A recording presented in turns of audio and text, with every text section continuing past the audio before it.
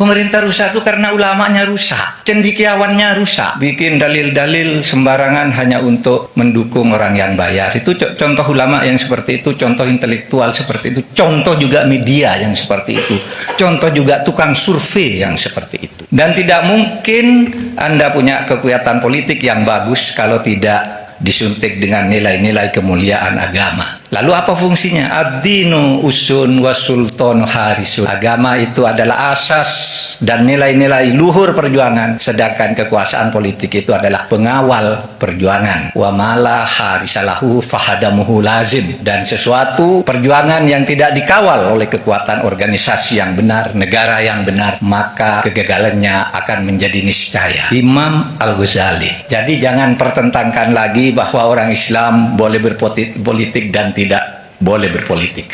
Boleh di dalam fikih siasa dan fikih dusturiyah yang kita anut di Indonesia. Yang penting bagaimana kita menjadikan Islam itu dalam satu inklusivitas dan kosmopolitanisme di tengah-tengah bangsa yang sangat beragam, sehingga yang kita perjuangkan sebagai umat Islam adalah Islam wasatiyah, Islam moderat. Apa kata Imam Al-Ghazali? Ini yang sekarang mungkin sedang terjadi di Indonesia. Fafasadur ra'iyah bifasadil umaro, wa fasadil umaro bifasadil ulama, wa fasadil ulama bihubbil jah wal mal. Kalau engkau lihat rakyat rusak, saling ngantem, saling curi, saling ngadu, saling fitnah, itu karena pemerintahnya yang rusak. Pemerintahnya tidak konsisten, pemerintahnya korup, pemerintahnya tidak disiplin, pasti rakyatnya rusak. Ini kata Imam Al-Ghazali. Kenapa pemerintah rusak? Wa fasadil umaro bi fasadil ulama. Pemerintah rusak itu karena ulamanya rusak, cendekiawannya rusak, bikin dalil-dalil sembarangan hanya untuk mendukung orang yang bayar. Itu contoh ulama yang seperti itu, contoh intelektual seperti itu, contoh juga media yang seperti itu, contoh juga tukang survei yang seperti itu. Kenapa ulama, cendekiawan, tukang survei, ilmuwan, profesor kok suka membuat pemerintah rusak dengan saran-saran yang sangat destruktif terhadap kehidupan berbangsa dan negara? Kata Imam Al-Ghazali, bihubbil mal wal jah. Karena intelektual, ilmuwan, ulama, surveyor yang sekarang ini mencintai harta benda dan kedudukan, sehingga apapun dilakukan.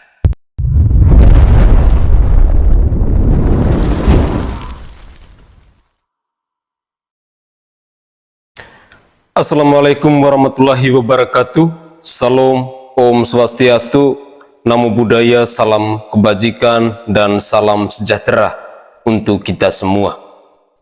Saudaraku sebangsa dan setanah air, tegas dan jelas pernyataan yang disampaikan oleh Profesor Mahfud MD ini.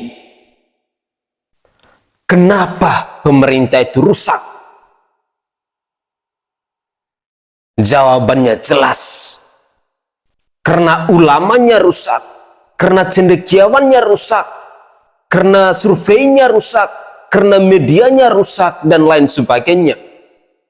Itulah yang menyebabkan pemerintah itu rusak. Sebuah statement yang patut kita renungkan bersama-sama, yang patut kita lihat di sekeliling kita. Apa yang terjadi dengan bangsa kita hari ini? Apa yang terjadi dengan negara kita hari ini? Apa yang dilakukan oleh tokoh-tokoh politik di bangsa ini menjelang pemilu 2024 ini? Saudaraku sebangsa dan setanah air, dalam beberapa menit ke depan saya akan menghadirkan cuplikan-cuplikan video ke hadapan pemirsa sekalian. Semoga saja cuplikan-cuplikan video ini bisa menyadarkan kita, bisa mengetuk pintu hati kita. Kenapa pemerintah kita ini menjadi rusak?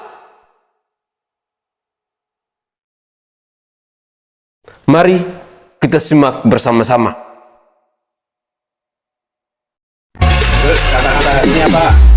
Sebelah boleh panas, kita mah gaya bebas.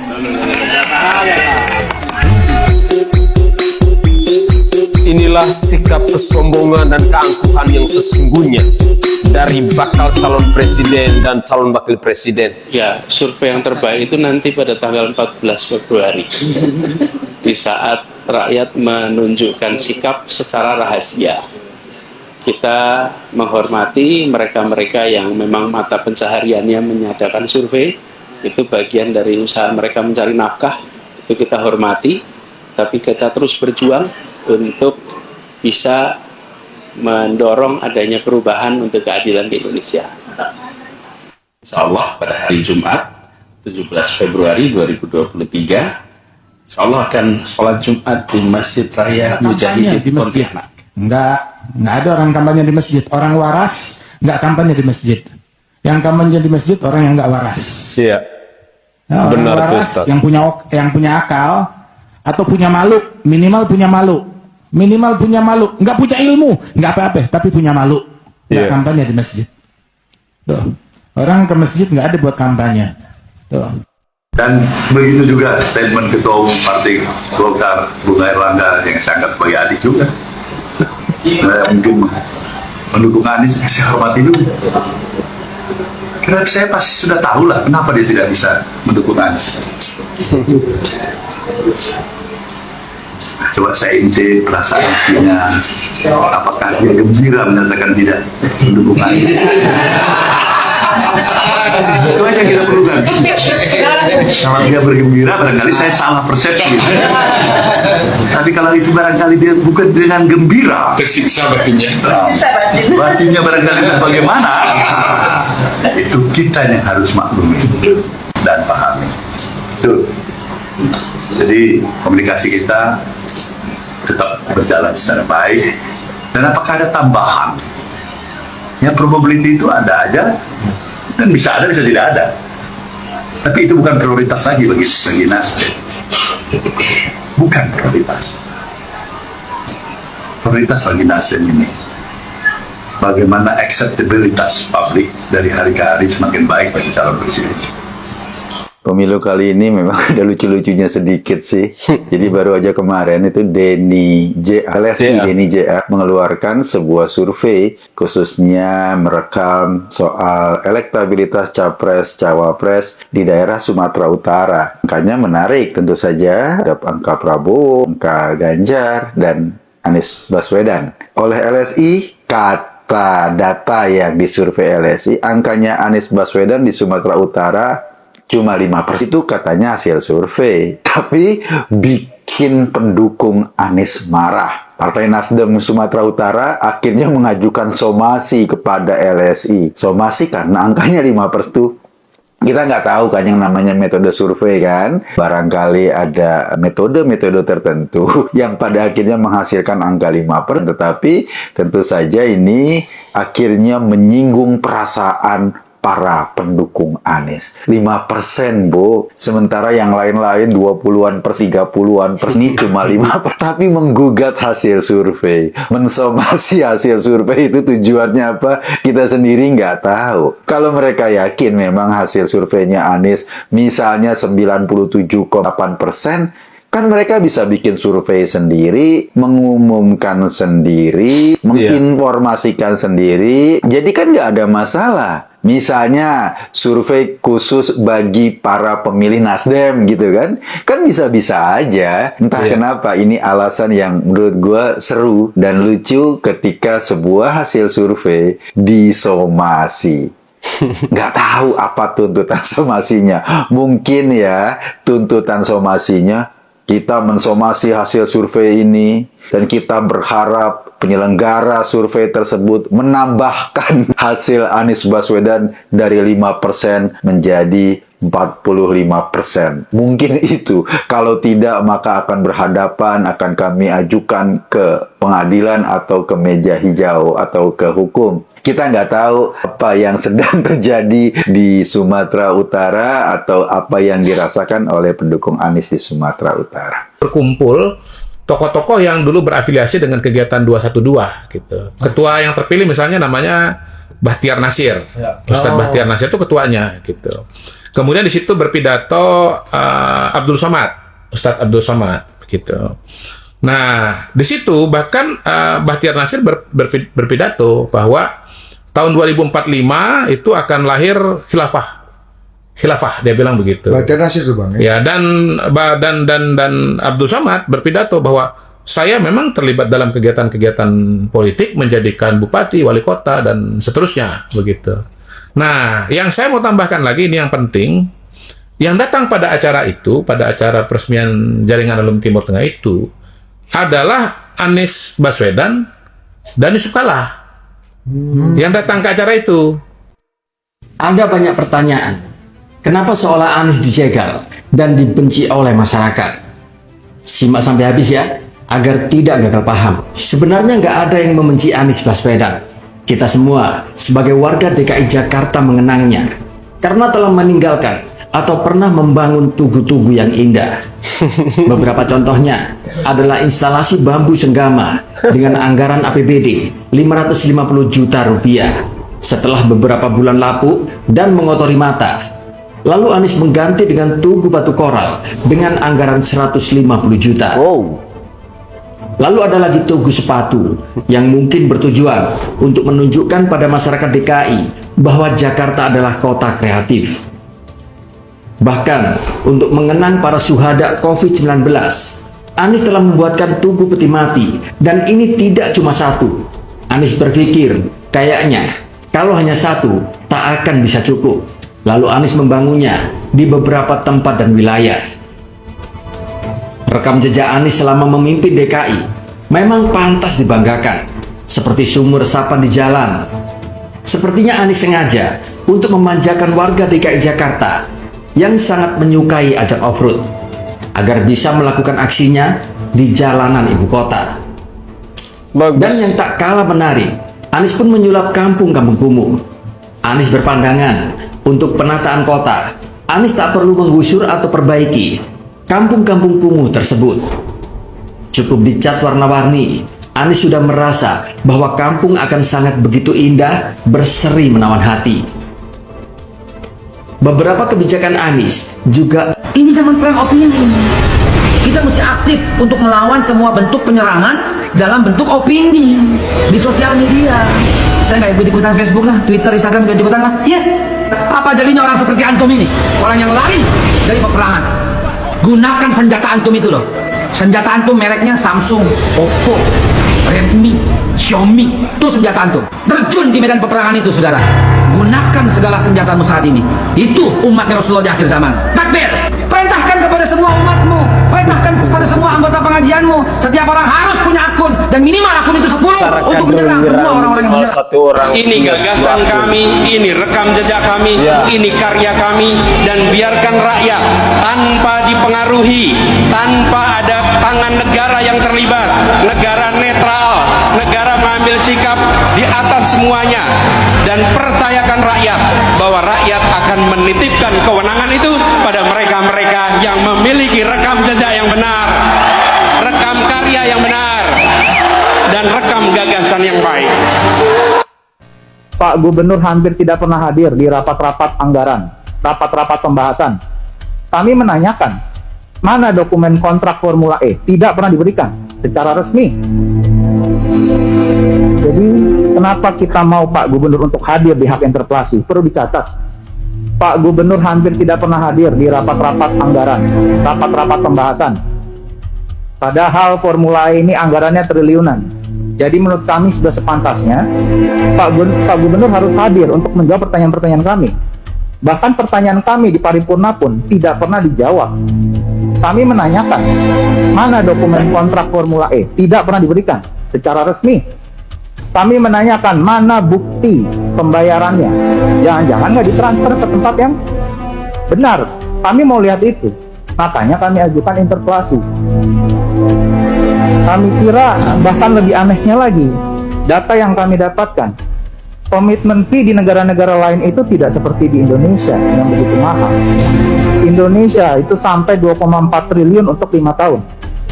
Dan perlu diingat, ini menyalahi peraturan juga. Kenapa? Karena ada peraturan. Di peraturan pemerintah mengatakan bahwa kepala daerah tidak boleh menganggarkan melebihi masa jabatannya. Sedangkan kontrak ini untuk 5 tahun. Padahal Pak Gubernur tinggal 1 tahun, tinggal 1 tahun ke depan. Jadi kami rasa kami perlu jawabannya. Nggak bisa hanya di sekedar pidato Anies yang terbaru yang menyebutkan bahwa pembangunan jalan di era SBY lebih banyak dibandingkan Pak Jokowi itu sukses menipu banyak orang. Karena awalnya saya pikir data yang digunakan oleh Anies, data BPS itu adalah data yang belum update gitu, belum diperbaharui. Tapi ternyata kita semua ketipu karena data yang digunakan oleh Anies gitu ya untuk membangga-banggakan SBY yang katanya jalan raya lebih banyak dibangun oleh era SBY yang bahkan katanya 20 kali lipat dibandingkan era Pak Jokowi. Itu ternyata bukan data pembangunan jalan, tapi data perubahan status jalan.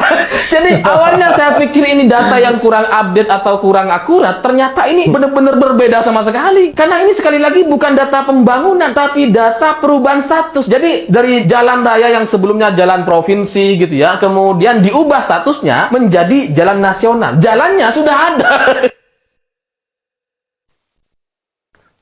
Oke guys, Assalamualaikum warahmatullahi wabarakatuh. Salam, Om Swastiastu, Namo Buddhaya, salam kebajikan, dan salam sejahtera untuk kita semua. Saya berharap bahwa pemirsa tidak pernah bosan dengan tayangan video yang selalu saya sajikan tentang Anies Rashid Baswedan ini. Saya sengaja menyajikan cuplikan-cuplikan video yang berhubungan dengan Bapak Anies Rashid Baswedan agar pemirsa sekalian bisa menjadi lebih peka, mengenal lebih dekat dengan sosok calon presiden dan calon wakil presiden dari koalisi perubahan ini. Mari kita bersama-sama mempelajari rekam jejak dari seorang Anies Rashid Baswedan. Mari kita sharekan video ini ke saudara, ke keluarga kita, agar mereka pun bisa mengetahuinya siapa itu sosok Anies Rashid Baswedan dan rekam jejaknya Anies Rashid Baswedan itu seperti apa, agar sanak saudara, keluarga maupun sahabat kita bisa mengetahuinya. Saudaraku sebangsa dan setanah air, menarik dalam cuplikan video tadi ketika seorang Menko Polhukam, Bapak Profesor Mahfud MD, dengan tegas dan lantang beliau berbicara tentang kenapa pemerintah kita ini menjadi rusak. Ada beberapa alasan yang dilontarkan oleh beliau dan menurut saya itu sangat masuk akal. Pemerintah itu rusak karena cendekiawannya rusak, ulamanya rusak, surveinya rusak, medianya rusak, dan masih ada banyak hal yang mengakibatkan pemerintah itu menjadi rusak. Hal-hal yang disampaikan oleh Bapak Profesor Mahfud MD ini patut kita cermati bersama-sama dalam kehidupan keseharian kita. Memang ada benarnya. Banyak sekali berita-berita hoax yang berseliweran di media sosial. Banyak sekali ulama-ulama, habaib-habaib yang mengeluarkan nasihat dengan nada-nada propaganda, dengan nada-nada provokasi kepada umatnya. Ini adalah bukti nyata yang terjadi di negara kita saat ini. Ini adalah bukti nyata yang bisa kita lihat hari-hari belakangan ini, apalagi menjelang pemilu ini. Tentu ini butuh kedewasaan dari kita semua dalam menanggapi setiap isu yang berseliweran di media sosial. Kita dituntun agar menjadi lebih bijak dalam menggunakan media sosial. Kita dituntun agar semakin cerdas dalam menanggapi berbagai isu, berbagai berita yang berseliweran di media sosial. Jangan terprovokasi, Jangan serta-merta kita mempercayai sebuah berita. Mari kita harus cross-check kembali keakuratan dari berita-berita yang berseliweran di media sosial itu. Apakah itu benar atau tidak? Apakah itu sesuai dengan fakta atau tidak? Jika kita benar-benar menginginkan agar pemerintah kita ini menjadi baik, pemerintah kita ini menjadi lebih maju dari hari ini,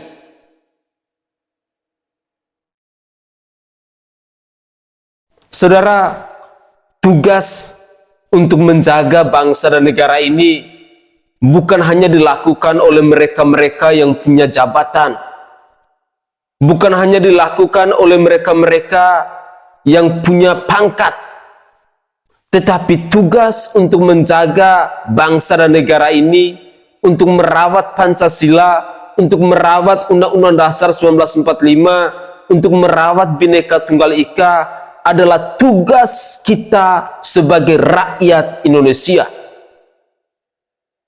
Ini adalah tugas bersama yang harus kita pikul bersama dan yang harus kita lakukan itu bersama-sama. Para pendahulu kita, para pahlawan kita, mereka telah berjuang habis-habisan untuk memerdekakan bangsa ini. Mereka telah berjuang untuk melawan musuh-musuh. Tetapi tugas kita hari ini hanya bisa menjaga dan merawatnya. Hanya bisa membuat bangsa ini agar menjadi lebih baik dari hari ini. Apalagi kita-kita kaum milenial, kita-kita yang Gen Z, kita-kita yang adalah generasi penerus bangsa ini. Mari kita bersama-sama menjaga dan merawat bangsa ini. Mari kita bersama-sama merenungkan apa yang disampaikan oleh Bapak Menko Polhukam, Bapak Profesor Mahfud MD ini. Semoga saja cuplikan video yang disampaikan oleh Bapak Profesor Mahfud MD ini bisa berguna bagi kita semua, bisa menyadarkan kita akan pentingnya untuk menjaga negara kesatuan Republik Indonesia ini. Begitulah kira-kira. Saya Sainai dari Provinsi Nusa Tenggara Timur. Saatnya kita yang rakyat jelata harus berani untuk bersuara. Salam hormat, salam NKRI, dan salam Pancasila untuk kita semua. Tetaplah semangat dan jangan pernah menyerah.